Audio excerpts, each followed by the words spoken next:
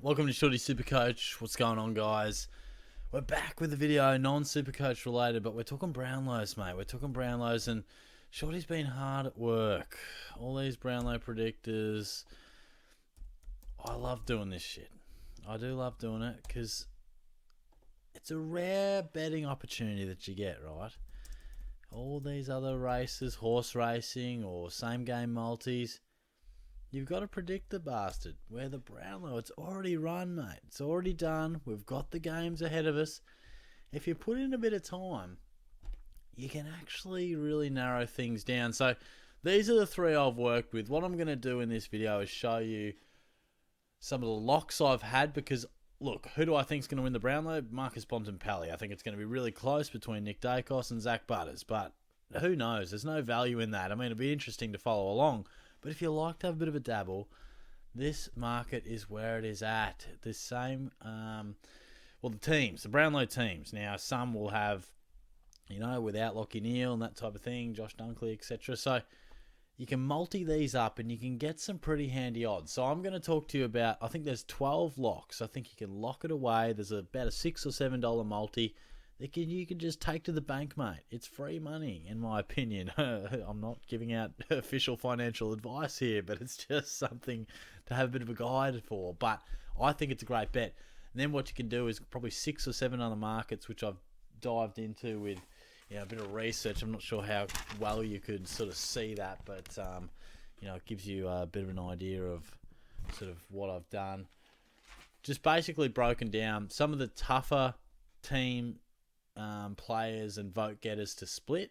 It's a bit tougher to split some of these, so I've dived into what Betfair's got for us and what ESPN's got for us, and then we've got the AFL Brownlow predictor, because these are all pretty decent guides in themselves, but sometimes like Betfair will have 0.5 votes and multiple players getting one, and then ESPN and Brownlow, the AFL one is so definitive with a 3, 2 and 1, and then you've got ESPN also using a 0.5 system but with a bit of a different look at it. So if you actually break down the games that players are expected to poll in and then look at the AFL website, look at their stats, look at some other reports, look at the AFL coaches' votes, I feel like you can hone in a little bit better than just a raw number here. So I enjoy doing it as well. So I just like dissecting these numbers, and hopefully it can allow us to get a little bit of cash. So let's get stuck into it. So who are the locks? And we can dive into a bit of Shorty's betting account. I mean, look, while I'm at it, see, this is what you can do. Like, if you want a little same game multi while you're at it, here's Shorty's same game multi. Oh, we got another one here. Juicy, across the 2 games. Oh, and another one. Shorty might have a gambling addiction, not really sure, but another one. Jesus Christ. But anyway, here's an example. They're pretty outlandish, but here's an example, right? $17.80 multi, and if you look through, it's not ridiculous. This is what I mean, is you can build it up pretty well, and it's not outrageous. Clearly, things go wrong. I understand that. 2 years ago, Taylor Walker knocked off Rory Laird for the votes. Destroyed most of my bets. Last year, it was Carl Amon. From nowhere, destroyed most of my bets. So I understand things can go wrong, but this is the way I'm seeing it. Here are the locks. Jordan Dawson, DeGoey without Dacos, Zach Merritt, Caleb Serong, Jeremy Cameron, Noah Anderson, Luke Davis-Uniacke, Zach Butters, Tim Taranto, Jack Sinclair, Errol Goulden, and Liberatore without Bontempelli. Some of these guys' odds are $1.05, some are $1.50.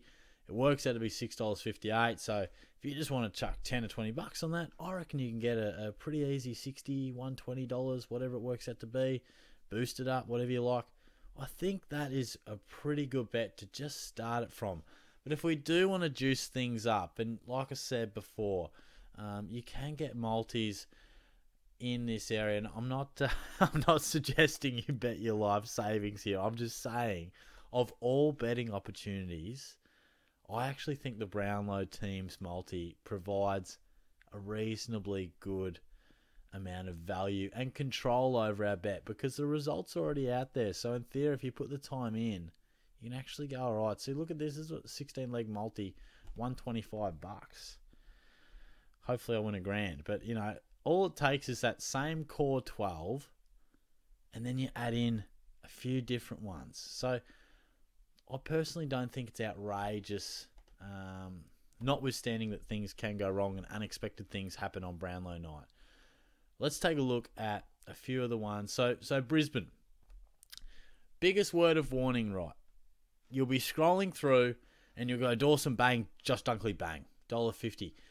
Don't lock Dunkley into all your multis. I know he's a superstar and he's been great for us in Supercoach, and we look at him and we go, oh, of course, without Neil, of course he's the clear one.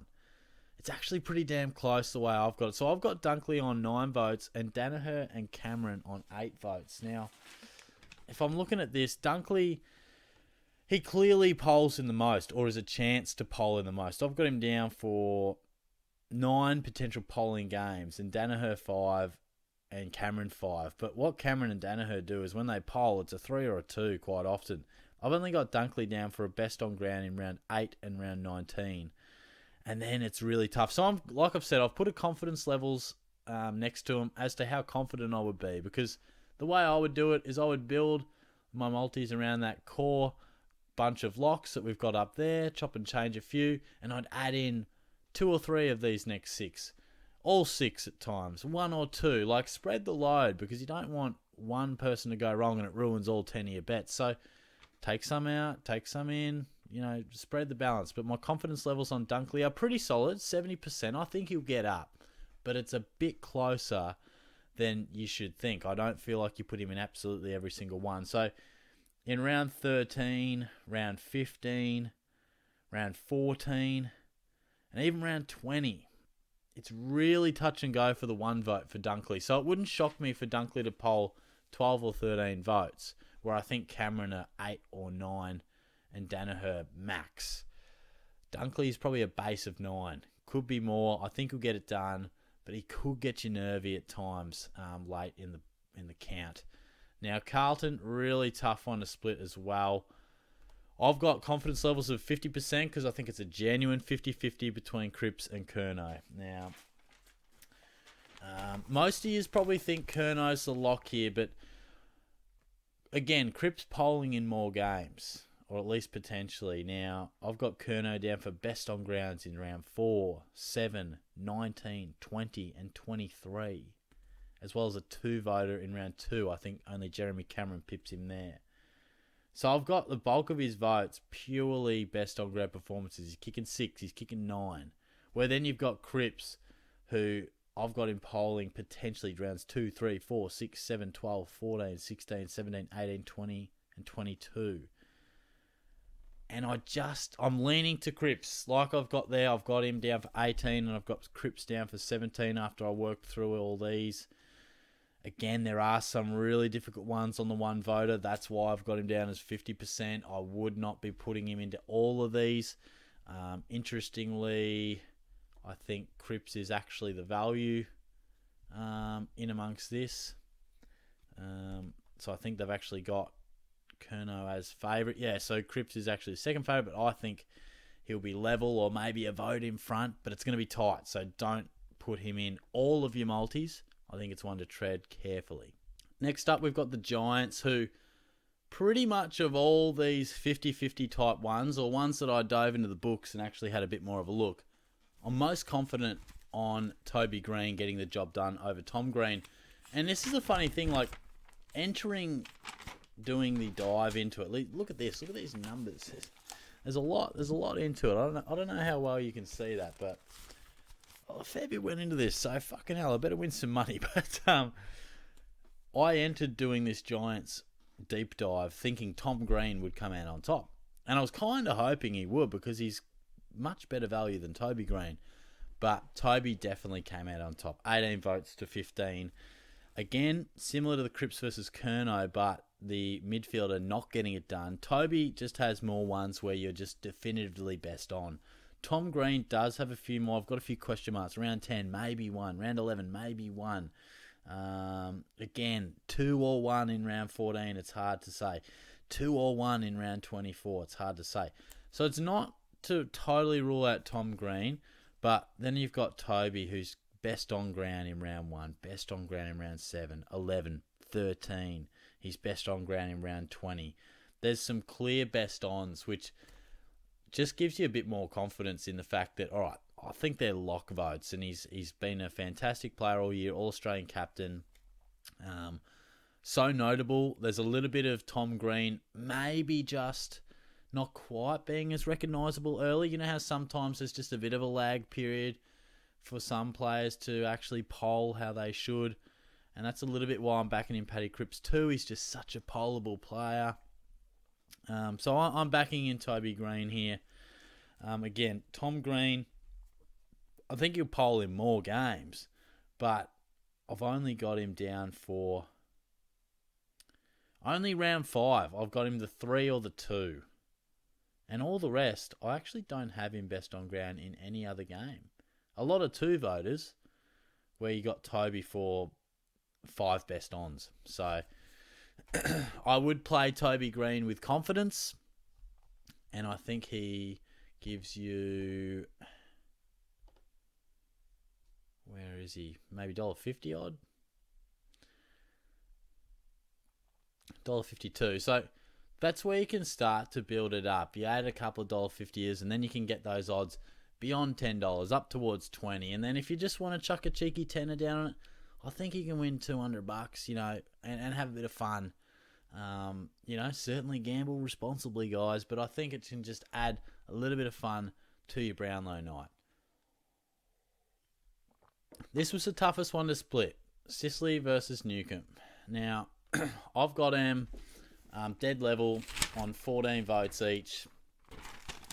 It's really interesting doing these because you'll often get, like, I've got Sicily polling in 6 games. But he goes 2, 2, 3, 2, 2, 3. So he's getting big boy numbers. When Sicily's best on, he's taking intercept marks and having 25 plus kicks. When Newcomb is more death by 1,000 cuts, I've only got him 1 best or 2 best on grounds, round 13 and then round 22. But I've got him 14 votes each. I'm leaning slightly towards Newcomb.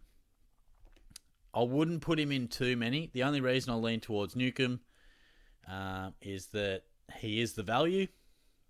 Slight value, better than Sicily, and I can't split him, so why not go the one that's a bit more value?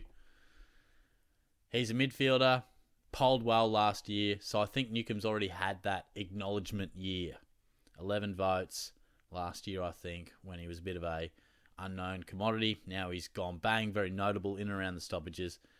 So like I said, Sicily, potentially 6 polling games. I've got Newcomb down for 1, 2, 3, 4, 5, 6, 7, 8, 9, 10, 11. So it just gives me a little bit of confidence that maybe Newcomb can pip him by a vote or 2 if one of these ones where I don't have him polling can just go for a 1, like round 6. Can he just scrape him for a 1? Or could he just in one of these other games maybe post 2 votes instead of 1? So I just feel like there's a bit more scope for an extra vote or 2 for Newcomb. But like I said, 40% confidence levels. I wouldn't be chucking him in too many because, yeah, we certainly don't want him finishing level because that obviously hurts our earning capacity. Now I've got Melbourne, Oliver versus Viney. This is the market without Petrarca. Just going to find where I put that one. Got pieces of paper everywhere. And you would initially think, oh, Oliver missed most of the year. This is clearly Viney. Closer than you would think, so... I've got Oliver polling 10 votes in the first 10 rounds and then 1 vote in round 22. And that round 22 game for the 1 vote is pretty much Viney versus Oliver.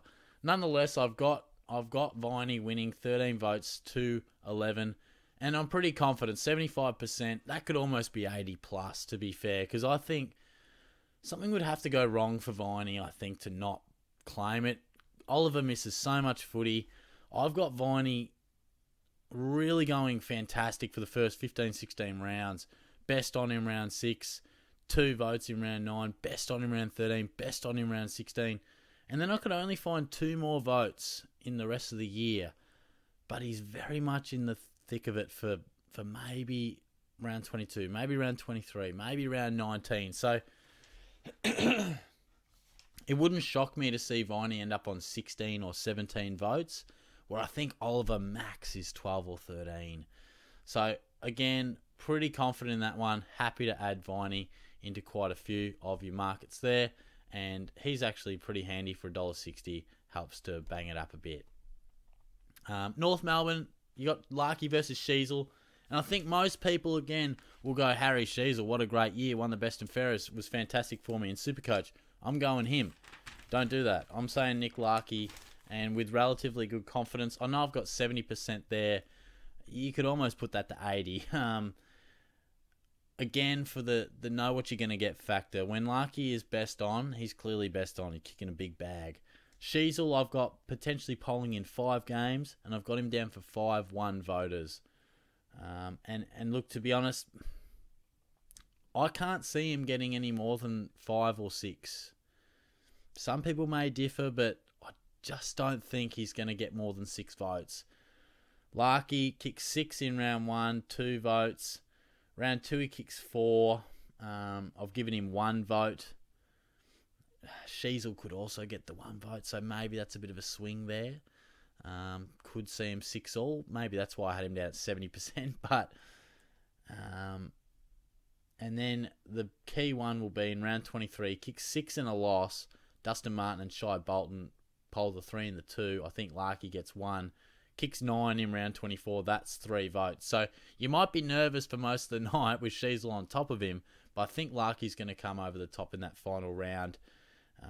It could be close. But I do think he'll get the job done there, Larkey. He's probably not one to have in absolutely every single one because key forwards don't always poll as well as midfielders.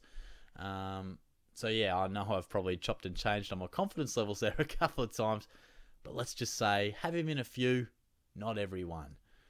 And then West Coast, I would barely play with this one. I've got him down as 30% confidence, and mate, I've got no confidence in it really, but you had to put him somewhere.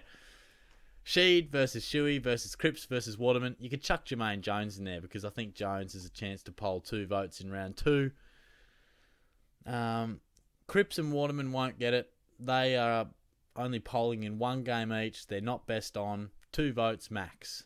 Where I'm pretty confident Shuey is best on ground in round 16. It's in a loss. Very close between Brad Crouch and Luke Shuey for the 3. Now, I wouldn't play with this one too much. Just chuck him in every now and then. But what I would say is Dom Sheed, if you do want to go a bit exotic, chuck him in. He's $6, and he's just as much of a chance as Luke Shuey. He's a better chance than Waterman and Cripps, in my opinion. Now, I would chuck Shuey in there for a little booster in a couple of me bets, maybe. But if you really want to just go an outlandish one and be like, hey, boys, I'm retiring. Let's chuck in Dom Sheed on top of the rest of me bets. Sheed has 4 potential vote games. Shuey, Cripps, and Waterman have 1. Now, Shuey's good game is a best on, arguably, maybe 2. Shuey, I would have 3 votes, potentially 2, but I think he's getting 3. But the thing with Dom Sheed is, right, now, round 2, Eagles win. He has 26. Tim Kelly gets the 3. Waterman gets the 2. Or Jones. Can Dom Sheed get 1? That'll be a crucial game. Can Dom Sheed just poll 1 vote? If he does, that $6 will be coming in. Round 8, they lose. I don't have him for a vote. Taranto, Bolton, Hopper, all very good for the Tigers. Round 20, they lose. 26 touches. I have him down for no votes. The interesting one is round 12. They lose. Pretty confident Nick Dacos takes out the 3 votes. But Dom Sheed snags a goal, I'm pretty sure, and has 43 touches. So I'm giving him the 2. He's right up against it with Tom Mitchell for the 2, but I couldn't go past Sheed. So I've actually got Sheed down for 3 votes overall, 1 in 2 and 2 in round 12. And obviously that round 2 game is right up and about. That's why I wouldn't say go, steer away from the Eagles market. But for $6, there is a potential that Crouch takes the 3 votes over Shuey. He only polls 2, and Sheed could top him with 3.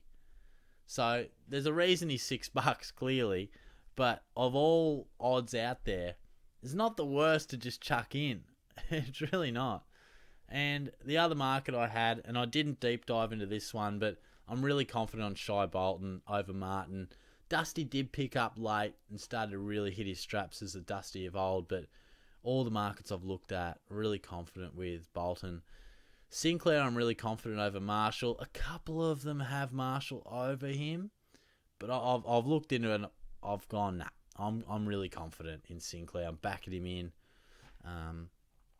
And yeah, that's the way we're rolling. So hopefully this video has been interesting for you, somewhat helpful. You know, maybe it can win us some cash, but if not, it gives us something fun to go along with. So, you know, it's just a bit of fun. You know, it just gives you an idea of how you can build up the votes and build up a few multis. Like all these guys are pretty safe. Chuck in Bolton and Cameron. All of a sudden, you're building up yourself a little bit of value. Clearly, Cripps is the one that we need to get over the line there. And then, you know, for $200, you got Dunkley in there. I mean, a bit of risk. Viney, bit of risk, which is pretty confident. Larky, bit of risk, fairly confident. And then, you know, hopefully we're looking the goods here. I'm confident on DeGoey. I've heard some talk about Josh Dacos, but again, I've looked at a few markets. I'm really confident on DeGoey in the market without Nick Dacos. Now, clearly, we're gone if these locks don't get up. And that's what's happened in the last couple of years. I had Rory Laird as a lock. Taylor Walker comes from nowhere. And I might have been Connor Rosie. I don't even know who it was last year, but Carl Amon from nowhere takes it. So I don't know if someone can undo them. You know, does Rowan Marshall go nuts and ruins all our bets? Or does Tim English or Adam Treloar, I don't know, go nuts, ruin our bets? Does Tom Stewart somehow knock off Jeremy Cameron? Does Josh Dacos do it? So there is clearly some, you know, room for doubt and concern in the locks, but I do think these guys are as good a locks as you could hope for. So yeah, spend within your means. Let's not go crazy. Only bet what you can. But I do feel like it's, you know, as good an opportunity as we sort of get to really reflect on what's actually happened and put down a really educated bet. So I love diving into these numbers. So I've been spending a bit of time over my holidays just doing this stuff.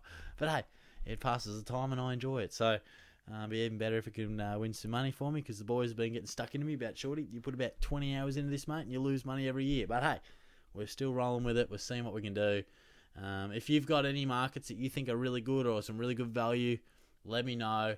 If you think I'm way off the money in any of these areas, also let me know. So I'll talk to you guys soon. Not that soon, actually, because I'll probably check out for a bit until next pre-season. But nonetheless, it's always a pleasure. I'll talk to you guys later. Have a good one. Enjoy. Hopefully we can win a couple of those bets. Catch you guys.